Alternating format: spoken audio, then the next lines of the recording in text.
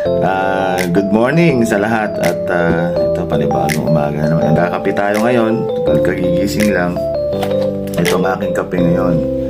Aming ginagamit na kape ay ang CeraVe 16-in-1 Mochaccino blend.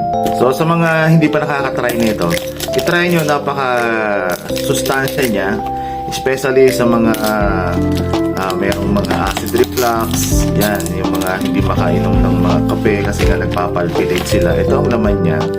So ito, ang CeraVe 16-in-1 Mochaccino. Yan, Mochaccino coffee. Yan, ito siya. So, ang gagawin natin ngayon dito, syempre, kakapein natin. Gamit natin ang mug, syempre, ng Nutri-Innovation. Hindi lang sa umaga ang pagkakape, kahit maya po pwede siya. Sabi natin na may tubig. Yan, napakasarap ng coffee. Sa mga gusto matikman to, pwede na kayo umorder. Ang epekto sa akin na ito, talagang yung bowel movement, okay, napakaganda sa katawan. Kasi kailangan yun araw-araw. Dapat nga mga 3 times sa labas ng ating bowel. At para malinis po yung ating katawan. Tikman natin. Ang sarap. Alam niyo ba guys, to meron siyang meron siyang aloe vera. Ang maganda rito ang aloe vera ay nakaka-hydrate siya.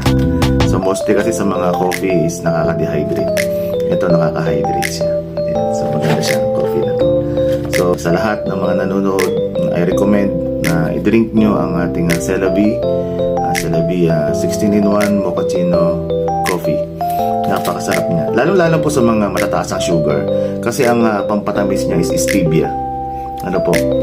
Stevia ang nagpapatamis dito. So, hindi maapektuhan po yung ating sugar level. Ayan. Sa mga hindi makatulog ng maayos, ayan. Ito, minom kayo ng kape bago kayo matulog. Makakatulog. Maganda ang tulog nyo ito. Napakaganda ang tulog nyo.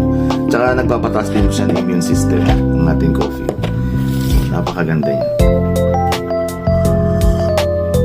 Tara, kape tayo. Napakasarap.